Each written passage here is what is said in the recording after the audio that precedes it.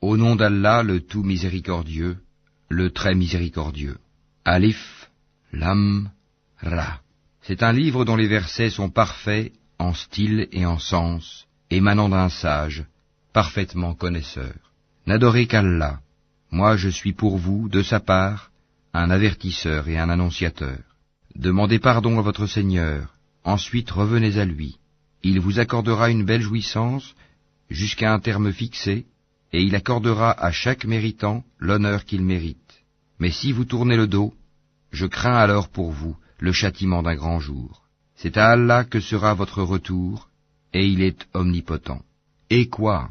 Ils replient leur poitrine afin de se cacher de lui, même lorsqu'ils se couvrent de leurs vêtements, il sait ce qu'ils cachent et ce qu'ils divulguent, car il connaît certes le contenu des poitrines. Il n'y a point de bête sur terre dont la subsistance n'incombe à Allah, qui connaît son gîte et son dépôt. Tout est dans un livre explicite, et c'est lui qui a créé les cieux et la terre en 6 jours, alors que son trône était sur l'eau, afin d'éprouver lequel de vous agirait le mieux. Et si tu dis, vous serez ressuscités après la mort, ceux qui ne croient pas diront, ce n'est là qu'une magie évidente. Et si nous retardons pour eux le châtiment jusqu'à une période fixée, ils diront, qu'est-ce qui le retient? Mais le jour où cela leur viendra, il ne sera pas détourné d'eux, et ceux dont ils se moquaient les enveloppera. Et si nous faisons goûter à l'homme une grâce de notre part, et qu'ensuite nous la lui arrachons, le voilà désespéré et ingrat.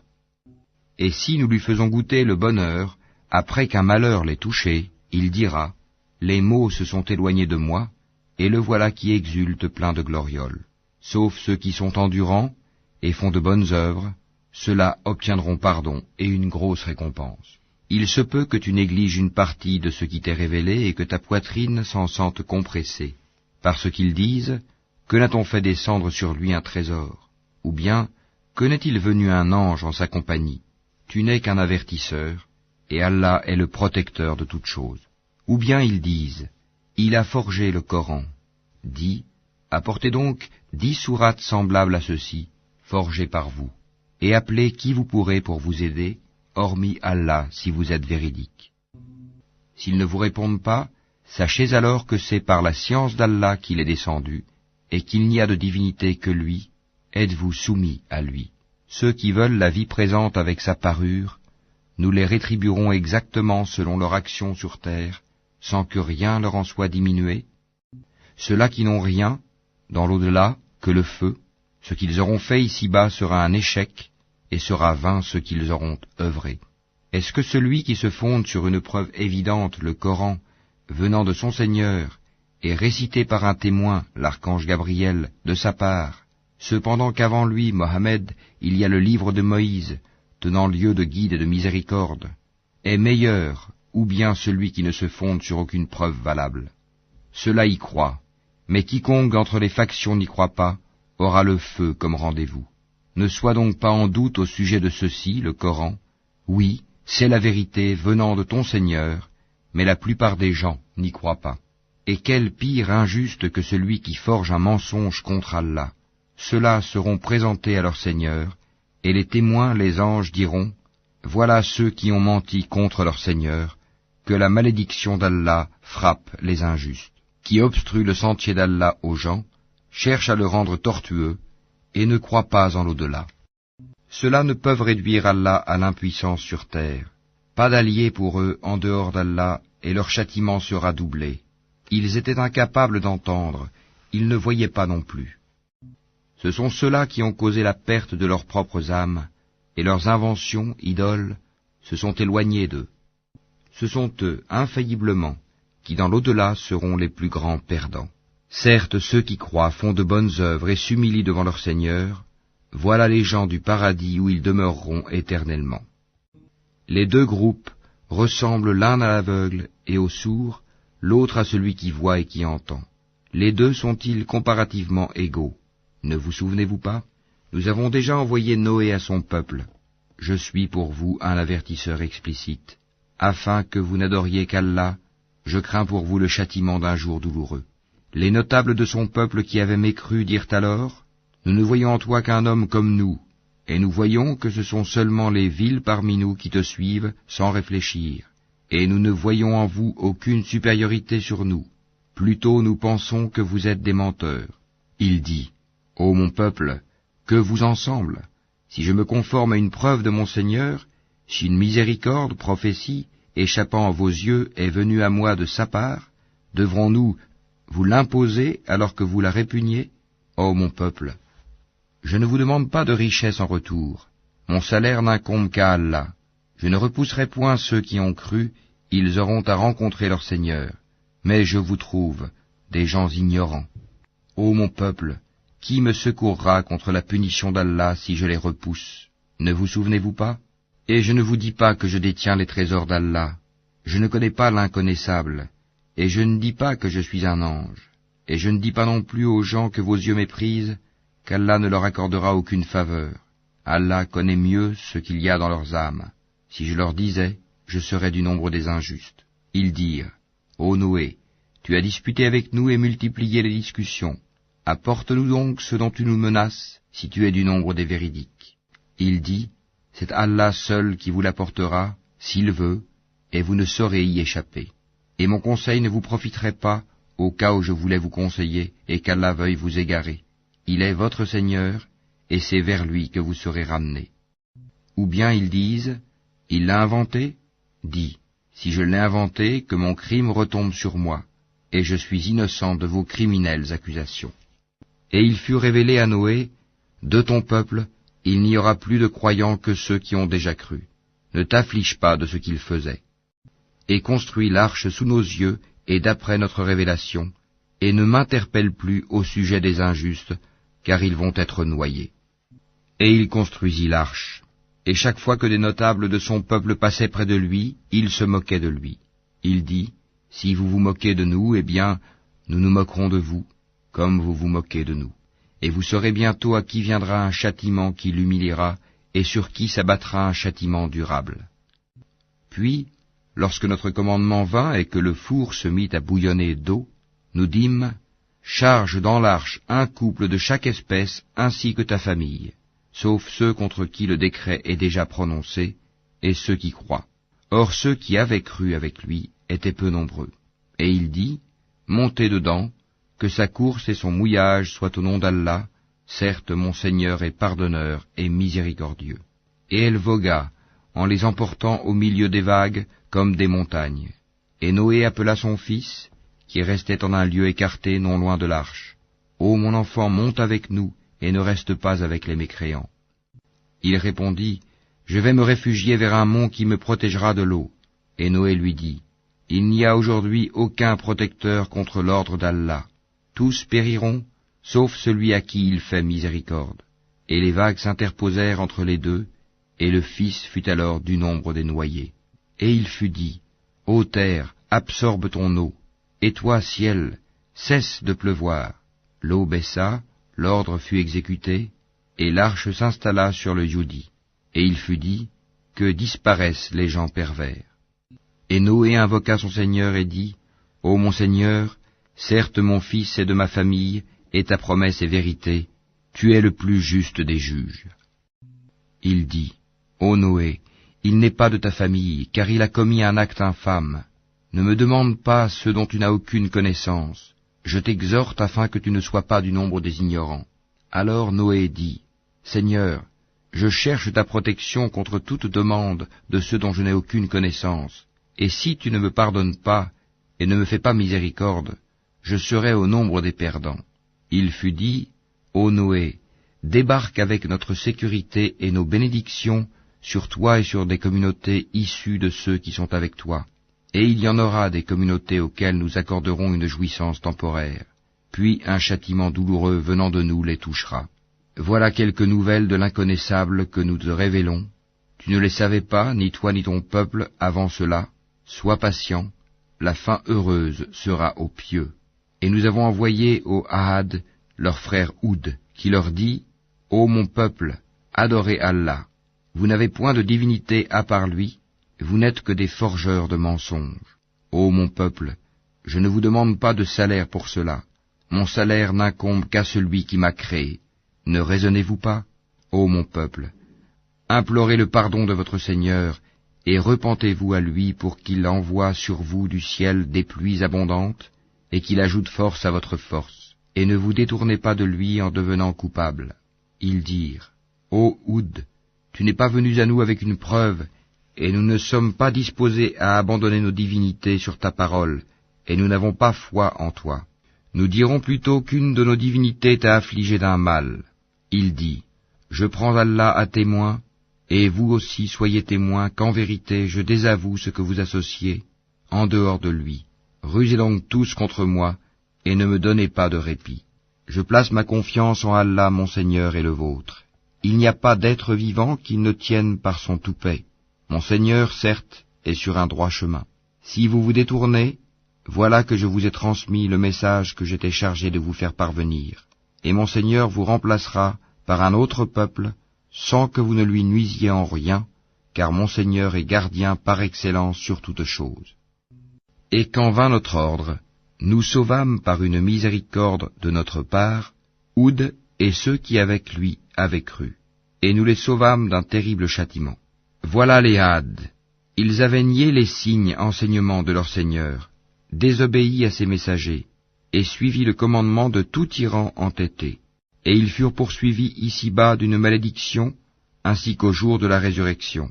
En vérité, les Hades n'ont pas cru en leur Seigneur, que s'éloignent, périssent les Hades, peuple de Oud.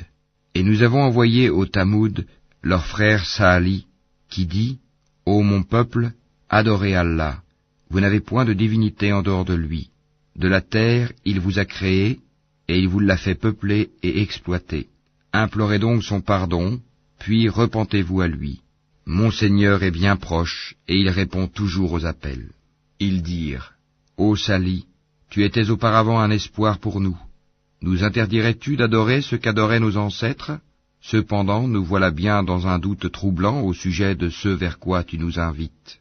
Il dit, Ô mon peuple, que vous en semble si je m'appuie sur une preuve évidente émanant de mon Seigneur, et s'il m'a accordé de sa part une miséricorde, qui donc me protégera contre Allah si je lui désobéis? Vous ne ferez qu'accroître ma perte. Ô mon peuple, voici la chamelle d'Allah qu'il vous a envoyée comme signe. Laissez-la donc paître sur la terre d'Allah, et ne lui faites aucun mal, sinon un châtiment proche vous saisira. Ils la tuèrent. Alors il leur dit, Jouissez de vos biens dans vos demeures pendant 3 jours encore. Voilà une promesse qui ne sera pas démentie. Puis, lorsque notre ordre vint, nous sauvâmes Sali et ceux qui avaient cru avec lui, par une miséricorde venant de nous, de l'ignominie de ce jour-là. En vérité, c'est ton Seigneur qui est le fort, le puissant. Et le cri saisit les injustes, et les voilà foudroyés dans leur demeure, comme s'ils n'y avaient jamais prospéré. En vérité, les Tamouds n'ont pas cru en leur Seigneur. Que périssent les Tamouds. Et nos émissaires sont certes venus à Abraham avec la bonne nouvelle, en disant « Salam ». Il dit « Salam », et il ne tarda pas à apporter un veau rôti. Puis, lorsqu'il vit que leurs mains ne l'approchaient pas, il fut pris de suspicion à leur égard et ressentit de la peur vis-à-vis d'eux. Ils dirent « N'aie pas peur, nous sommes envoyés au peuple de Lot. » Sa femme était debout, et elle rit alors. Nous lui annonçâmes donc la naissance d'Isaac, et après Isaac, Jacob. Elle dit, « Malheur à moi, vais-je enfanter alors que je suis vieille, et que mon mari que voici est un vieillard? C'est là vraiment une chose étrange. » Ils dirent, « T'étonnes-tu de l'ordre d'Allah? Que la miséricorde d'Allah et ses bénédictions soient sur vous, gens de cette maison. Il est vraiment digne de louange et de glorification. » Lorsque l'effroi eut quitté Abraham et que la bonne nouvelle l'eut atteint, voilà qu'il discuta avec nous en faveur du peuple de Lot.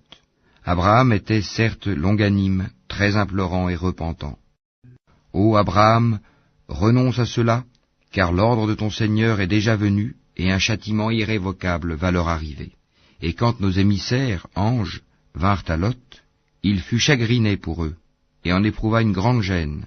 Et il dit, « Voici un jour terrible. » Quant à son peuple, ils vinrent à lui accourant. Auparavant, il commettait de mauvaises actions. Il dit, « Ô mon peuple, voici mes filles, elles sont plus pures pour vous. Craignez Allah donc, et ne me déshonorez pas dans mes hôtes. N'y a-t-il pas parmi vous un homme raisonnable ?» Ils dirent, « Tu sais très bien que nous n'avons pas de droit sur tes filles, et en vérité tu sais bien ce que nous voulons. Il dit, Ah, si j'avais de la force pour vous résister, ou bien si je trouvais un appui solide. Alors les hôtes dirent, Ô Lot, nous sommes vraiment les émissaires de ton Seigneur. Ils ne pourront jamais t'atteindre. Pars avec ta famille à un moment de la nuit, et que nul d'entre vous ne se retourne en arrière, exception faite de ta femme qui sera atteinte par ce qui frappera les autres. Ce qui le menace s'accomplira à l'aube. L'aube n'est-elle pas proche? Et lorsque vint notre ordre, nous renversâmes la cité de fond en comble, et fîmes pleuvoir sur elle en masse des pierres d'argile succédant les unes aux autres, portant une marque connue de ton Seigneur, et elles, ces pierres, ne sont pas loin des injustes. Et nous avons envoyé aux Madian leur frère Chouaïb, qui leur dit, Ô mon peuple, adorez Allah, vous n'avez point de divinité en dehors de lui, et ne diminuez pas les mesures et le poids. Je vous vois dans l'aisance, et je crains pour vous, si vous ne croyez pas, le châtiment d'un jour qui enveloppera tout. Ô mon peuple, faites équitablement pleine mesure et plein poids, ne dépréciez pas aux gens leur valeur, et ne semez pas la corruption sur terre. Ce qui demeure auprès d'Allah est meilleur pour vous si vous êtes croyants, et je ne suis pas un gardien pour vous. Ils dirent, Ô Chouaïb, est-ce que ta prière te demande de nous faire abandonner ce qu'adoraient nos ancêtres, ou de ne plus faire de nos biens ce que nous voulons? Est-ce toi l'indulgent, le droit? Il dit, Ô mon peuple, voyez-vous si je me base sur une preuve évidente émanant de mon Seigneur, et s'il m'attribue de sa part une excellente donation? Je ne veux nullement faire ce que je vous interdis. Je ne veux que la réforme autant que je le puis, et ma réussite ne dépend que d'Allah. En lui je place ma confiance, et c'est vers lui que je reviens, repentant. Ô mon peuple, que votre répugnance et votre hostilité à mon égard ne vous entraînent pas à encourir les mêmes châtiments qui atteignirent le peuple de Noé, le peuple de Houd, ou le peuple de Sali, et l'exemple du peuple de Lot n'est pas éloigné de vous. Et implorez le pardon de votre Seigneur, et repentez-vous à lui. Mon Seigneur est vraiment miséricordieux et plein d'amour. Ils dirent, Ô Chouaïb, nous ne comprenons pas grand-chose à ce que tu nous dis, et vraiment nous te considérons comme un faible parmi nous. Si ce n'est ton clan, nous t'aurions certainement lapidé, et rien ne nous empêche de t'atteindre. Il dit, Ô mon peuple, mon clan est-il à vos yeux plus puissant qu'Allah, à qui vous tournez ouvertement le dos? Mon Seigneur embrasse, en sa science, tout ce que vous œuvrez. Ô mon peuple, agissez autant que vous voulez, moi aussi j'agis. Bientôt vous saurez sur qui tombera un châtiment qui le déshonorera, et qui de nous est l'imposteur. Et attendez la conséquence de vos actes. Moi aussi j'attends avec vous. Lorsque vint notre ordre, nous sauvâmes par une miséricorde de notre part Chouaïb et ceux qui avaient cru avec lui, et le cri terrible saisit les injustes, et ils gisèrent dans leur demeure, comme s'ils n'y avaient jamais prospéré, que les Madian s'éloignent comme les Tamoud se sont éloignés. Et nous avions envoyé Moïse avec nos miracles et une autorité incontestable à Pharaon et ses notables, mais ils suivirent l'ordre de Pharaon, bien que l'ordre de Pharaon n'avait rien de sensé. Il précédera son peuple au jour de la résurrection, il les mènera à l'Eigad du feu, et quel détestable Eigad! Et ils sont poursuivis par une malédiction ici-bas et au jour de la résurrection. Quel détestable don leur sera donné! Cela fait partie des récits que nous, Mohammed, te racontons concernant des cités. Les unes sont encore debout, tandis que d'autres sont complètement rasées. Nous ne leur avons fait aucun tort, mais ils se sont fait du tort à eux-mêmes. Leur divinité qu'ils invoquaient en dehors d'Allah ne leur ont servi à rien quand l'ordre, le châtiment de ton Seigneur fut venu. Elles n'ont fait qu'accroître leur perte. Telle est la rigueur de la prise de ton Seigneur quand il frappe les cités lorsqu'elles sont injustes. Son châtiment est bien douloureux et bien dur. Il y a bien là un signe pour celui qui craint le châtiment de l'au-delà. C'est un jour où les gens seront rassemblés, et c'est un jour solennel, attesté par tous. Et nous le retardons que pour un terme bien déterminé. Le jour où cela arrivera, nulle âme ne parlera qu'avec sa permission, celle d'Allah. Il y aura des damnés et des heureux. Ceux qui sont damnés seront dans le feu où ils ont des soupirs et des sanglots, pour y demeurer éternellement tant que dureront les cieux et la terre, à moins que ton Seigneur en décide autrement, car ton Seigneur fait absolument tout ce qu'il veut. Et quant aux bienheureux, ils seront au paradis pour y demeurer éternellement, tant que dureront les cieux et la terre, à moins que ton Seigneur n'en décide autrement. C'est là un don qui n'est jamais interrompu. Ne sois donc pas en doute au sujet de ceux que ceux-là adorent. Ils n'adorent que comme leurs ancêtres adoraient auparavant, et nous leur donnerons la totalité de leur part, sans en rien retrancher. Et nous avons déjà donné à Moïse le livre. Il y eut des divergences à son sujet. S'il n'y avait pas un décret préalable de la part de ton Seigneur, tout aurait été décidé entre eux, et ils sont à son sujet pleins d'un doute troublant. Très certainement ton Seigneur fera leur pleine rétribution à tous pour leurs œuvres. Il est parfaitement connaisseur de ce qu'ils font. Demeure sur le droit chemin comme il t'est commandé, ainsi que ceux qui sont revenus à Allah avec toi. Et ne commettez pas d'excès, car vraiment, il observe ce que vous faites. Et ne vous penchez pas vers les injustes, sinon le feu vous atteindrait. Vous n'avez pas d'allié en dehors d'Allah, et vous ne serez pas secourus. Et accomplis la salate aux deux extrémités du jour et à certaines heures de la nuit. Les bonnes œuvres dissipent les mauvaises. Cela est une exhortation pour ceux qui réfléchissent. Et sois patient, car Allah ne laisse pas perdre la récompense des gens bienfaisants. Si seulement il existait, dans les générations d'avant vous, des gens vertueux qui interdisent la corruption sur terre. Hélas, il n'y en avait qu'un petit nombre que nous sauvâmes, alors que les injustes persistaient dans le luxe exagéré dans lequel ils vivaient, et ils étaient des criminels. Et ton Seigneur n'est point tel à détruire injustement des cités dont les habitants sont des réformateurs. Et si ton Seigneur avait voulu, il aurait fait des gens une seule communauté. Or ils ne cessent d'être en désaccord entre eux. Sauf ceux à qui ton Seigneur a accordé miséricorde. C'est pour cela qu'il les a créés. Et la parole de ton Seigneur s'accomplit. Très certainement, je remplirai l'enfer de djinns et d'hommes, tous ensemble. Et tout ce que nous te racontons des récits des messagers, c'est pour en raffermir ton cœur. Et de ceci t'est venue la vérité, ainsi qu'une exhortation et un rappel aux croyants. Et dis à ceux qui ne croient pas, œuvrez autant que vous pouvez, nous aussi nous œuvrons. Et attendez, nous aussi nous attendons. À Allah appartient l'inconnaissable des cieux et de la terre, et c'est à lui que revient l'ordre tout entier.